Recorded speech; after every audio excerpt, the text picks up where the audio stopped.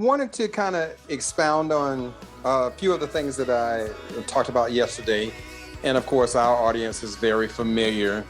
And what, we kind of lovingly call, our hierarchy of health.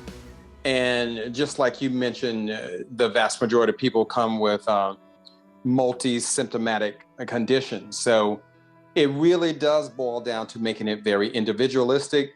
And oftentimes, I mean, again, some are very, fortunate when treat them with a kind of a standard regimen or regimens that are kind of out there to address some of these symptoms. However, I think in the vast majority of individuals, it really does need to go a lot deeper. And we're really going top to bottom. And then the top is, let's say we're starting with the mouth, and that's totally overlooked by allopathic physicians with the pathogens that are in the mouth that have a huge role. And of course, we look at the gut, just like you were saying about MCAS, mast cell activation syndrome. And as you probably know, now that you know about that, a lot of that is coming from the gut, so the dysbiosis and the lipopolysaccharides that are coming from gram-negative bacteria and the deficiency of diamino oxidase, which, can help break down histamine. And I mean, we can test for all of these things, right? So these are kind of the deep dive things that can be done in individuals that are having these symptoms that, again, allopathic doctors really don't know how to go through that pathway. And there are a whole lot of others, but then I would still say, kind of like, think of yourself as a bucket. And again, our viewers know about that. If you're a bucket, and obviously it has the caveat to that is because what shot did someone get?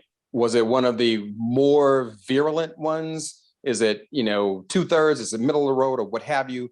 But at the end of the day, if your bucket is a quarter full or a half full with whatever, we live in a toxic environment, right? We drink toxins, we eat toxins, we breathe toxins. You can't get away from it. Our planet, unfortunately, is polluted with all of these different things. And then if you tag on deficiencies, vitamin D deficiency, magnesium deficiency, selenium deficiency, et cetera, those all fill up your bucket. And there are a whole host of other things, mycotoxins, heavy metals.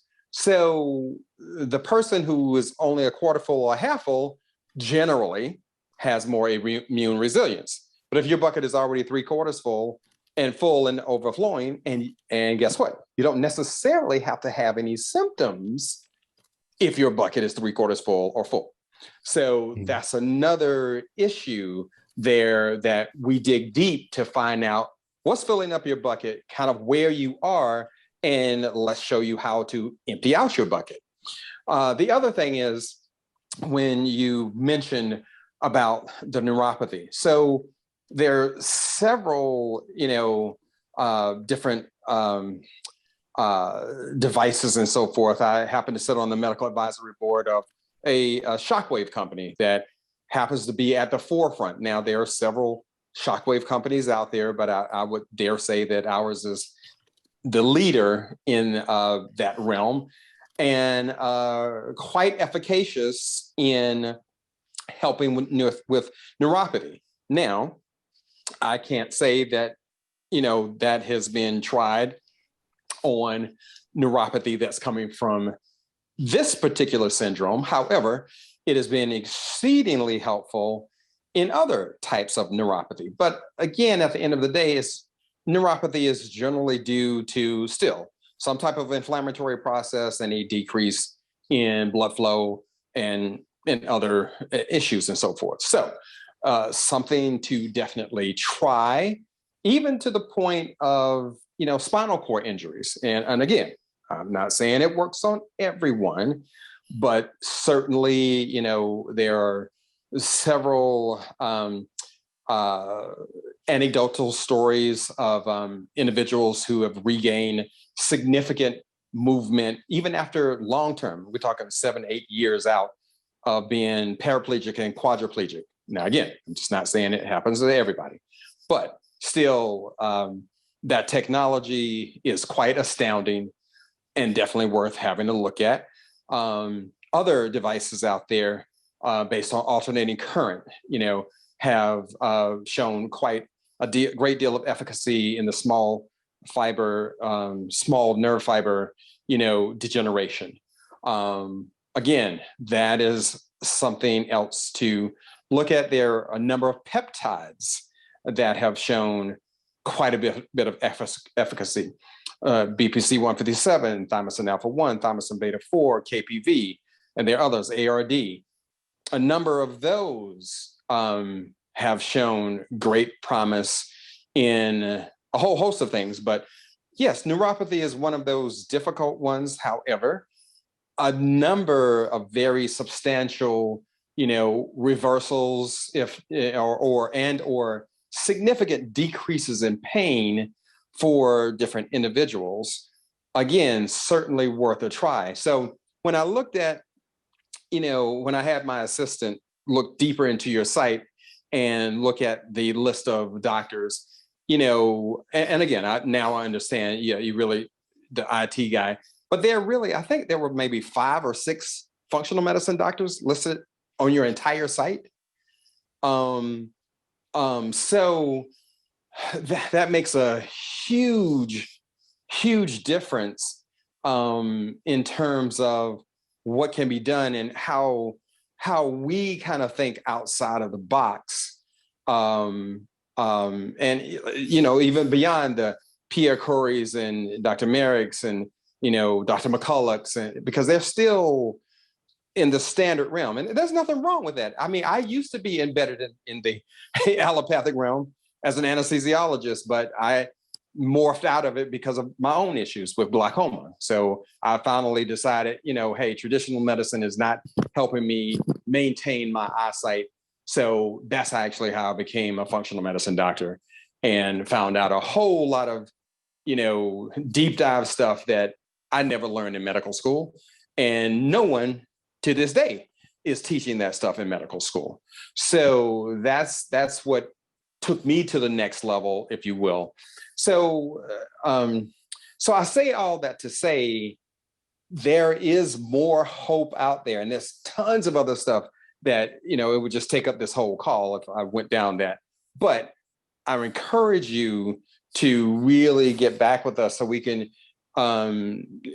look at some of these different protocols, look at some of these devices, all of these different things. I also sit on another company's medical advisory board for mental health. So we can talk about that as a platform to get that out to the group.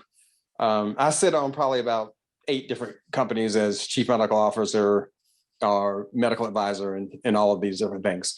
So there is a lot that most people just have not been privy to, just because it's just not out there. And then when people like us really kind of speak up and post it on every platform, again, they come after us as well. And they come after us probably even harder because, functional medicine doctors are basically just like chiropractors. They're quacks, they're charlatans, they're this, that, and the other. But I assure you, just based on our history of reversing this, that, and the other and helping other people, and I'm not saying that we reverse everybody nor help everyone, but we certainly provide, a dynamic where that individual says, okay, now I kind of understand. Now I know at least some of the pathways that I need to go down that was never explained to me. Sometimes you're too far down that pathway to recover. That's unfortunate. But the more that this gets out, the better for everyone. So yeah, there's a lot that we can do. So we definitely need to communicate on some of the things that we can bring to your group. Yeah, I would love to have that conversation, and I'd love to include Angel Lopez. Yeah, she's absolutely. a traditional, Angel's a traditional allopathic nurse practitioner who is really starting a training for functional medicine. Oh, good. You have to Good for her. understand that better. You know, I'm learning every day. Right. You know, Absolutely. I go back to my nutrition course. I remember med school was 2 weeks. Right. I Hmm. appreciate all the holistic, individualized care and thought that you all describe, which is extremely helpful. But I'm learning, and I'm learning every day. Absolutely. I was part of And that. I was on, I'd say, the hamster wheel of traditional medicine, where we did everything we could to kind of keep people ill and keep people needing expensive procedures. Um, absolutely. the, oth- the other thing I want to highlight too is you made a good point about uh, about trying to look at overall the whole person, their mouth, and so forth. And I can't tell you how much and I've learned the mind body relationship too has been amazing. Absolutely. When you look at these people that were prior to their adverse event were marginalized, and when I mean it's Hmm. maybe a bad marriage, a bad relationship, a job they hated, Yes. financially not doing well, and then they had an adverse event. It is amazing how exponentially more disabling the adverse event is. It's overwhelming. Absolutely. Um, and I appreciate you guys see that. And then my heartbreaking thing is these people go into these standard allopathic people, just blow them off, tell them they're crazy, shake their head at them. Um, and their friends, their family do it too. I don't Yeah. talk to Absolutely. I've cleared out a lot of my life. What I say is the people that looked at me like I was crazy. Now, Oh as the yeah. truth comes Me. out, Me too. Me too. don't come around my way. Right. And, And and and some, and I think you can tell between myself, Dr. Lewis, Dr. Harshfield, also Dr. Scott Laird. You haven't formally met him, but he's our naturopath.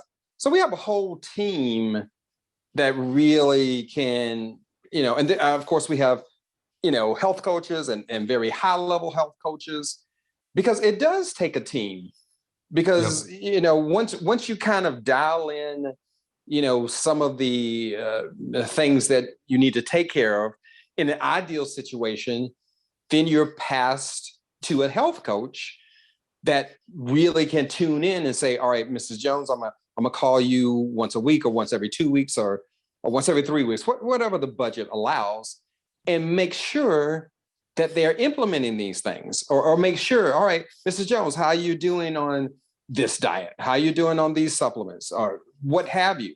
So that's the ideal thing, because of course, all of our patients can't get to us as practitioners. Well, I mean, in general, it's cost prohibitive for the vast majority of people to interact with us so often, right? So then that's where our health coaches who are trained by us kind of really come into the picture and can help guide the patient. And then, of course, then they communicate back to us, and that they'll say, Mrs. Jones, has a question about this, and then we can kind of tweak it and still make it somewhat affordable without them actually directly speaking with us. Very good, Michael. Yep. What's interesting is how the medical industrial complex has deliberately siloed specialties. So my mentor as an ophthalmologist, and before 1980, was already seeing the connection and applying those connections between eye diseases and systemic diseases. And then, of course, he'd go to Arvo and some of these ophthalmology conferences, and they basically elected not to invite him back anymore. And then we have Michael Hollick, who was the guru on vitamin D. And they actually cite one of his references on every LabCorp report where the vitamin D number has been taken. And he was thrown out of the Dermatology Society for suggesting that people should go out and get sunlight. So this is what we can be up against. But I think the whole idea is one of Dr. Carter and my goal is, and we have a couple trump cards hopefully coming online, is to get. And I love what you say about evidence-based, and we need to not just create an evidence-based protocols for COVID, but our whole paper was like, and the books I just wrote are all about, if we were a healthier society, then the presumed death rate would have been a lot lower, and it would have been a lot harder for them to affect an emergency use authorization. So what my thesis is, we've been set up for 1,000, and particularly since Flexner Report, 100 years to be unhealthy. You know, the New York Times well blog, the USDA subsidizes junk food. You know, these are all the myriad of things that lead to this constellation of issues. So I think, you know, we're seeing a broad base of systemic manifestations stem from the jab, but a lot of them were preloaded and didn't know it because the labs are improper. There have been the improper diets, you know, everything's against them. And so that's why we have to look at, you know, Dr. Trump, you know, he was a French Canadian with a bit of an accent. And he'd always just say, I treat the patient. And what he meant by that is, an ophthalmologist, I don't treat just the eye. I look at this very, very holistically. And I think, so I mentioned, you may not have heard that, but Thursday we're going to try to sort out diagnoses, protocols, treatments, all that stuff, and not just talk about them, but try to actually create some sort of hierarchy in several different ways based on cost, evidence, efficacy, how broad-based they are, what mechanisms they go against, so we can really create sort of a more objective way to create, you know, a pyramid of diagnoses and treatment, and starting with the most efficient, cost-effective, so more people can get into the funnel, and then wind up at the Dr. Carter realm. You know, I always make fun of him, but you know, he does what the patient needs. But the thing is, he does have a treasure trove of knowledge about sort of the whole program. And you know, some people don't need to go that far, others do.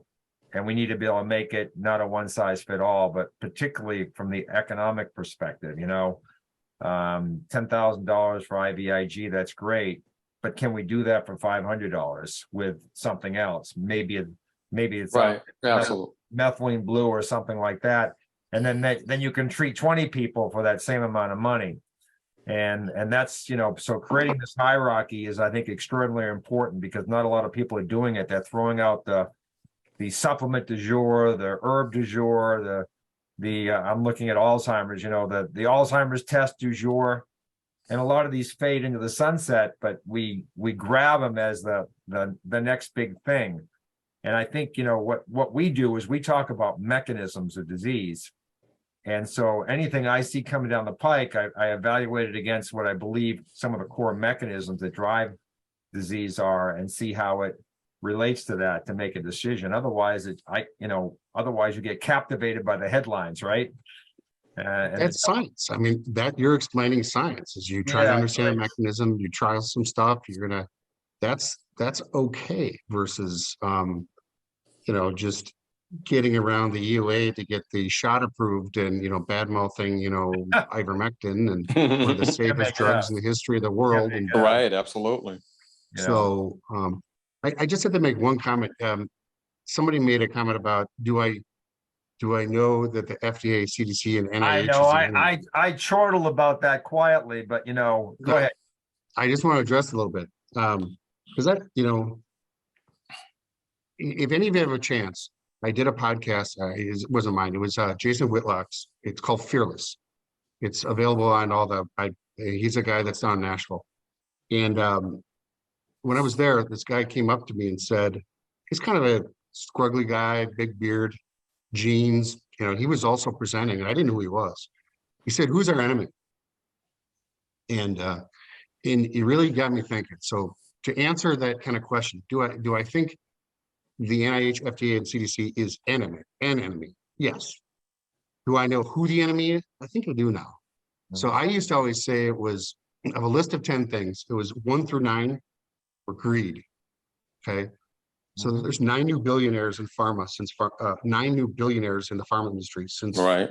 Yep. Started. And then I said 1 to 9 is greed.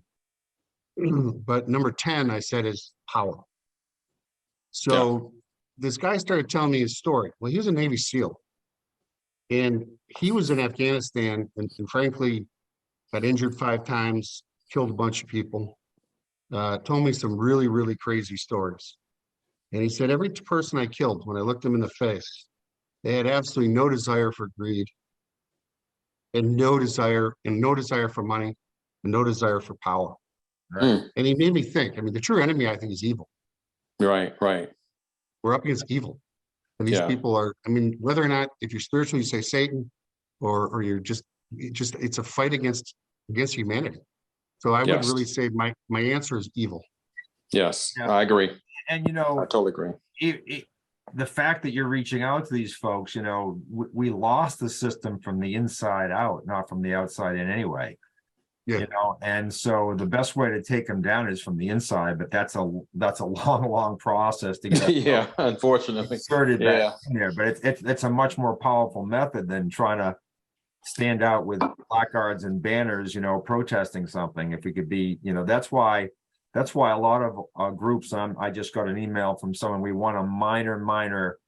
I call it one small step for a man, one giant step for mankind. But we have to get active at the local level as well to sort of work our way up the chain. And it's not in my lifetime. It's hopefully a legacy thing to work on that. But the little thing we won is we're allowing military people to wear their tassels at graduation, which was not allowed here in Tennessee. It's crazy. And we won that. But that's just a little skirmish, but at least we're going in the right direction. And Dr. Joe, one side thing that, I assume you were familiar with him, but you may not. We are also working very closely with Josh Yoder. He started U.S. Freedom Flyers. He's an American Airlines pilot. So, so we'll be at least one of the main sources for testing these pilots and so forth, even though we're kind of, because it has become actually so dire. I told him just this weekend, it's like, listen, because he'll be at, the Senator Ron Johnson roundtable on the 22nd. So what I told him was, because there are 2 more pilots that have died last week. So I said to him, listen, this is, all hands on deck thing. And it's more than the pilots, incapacitation that's at risk.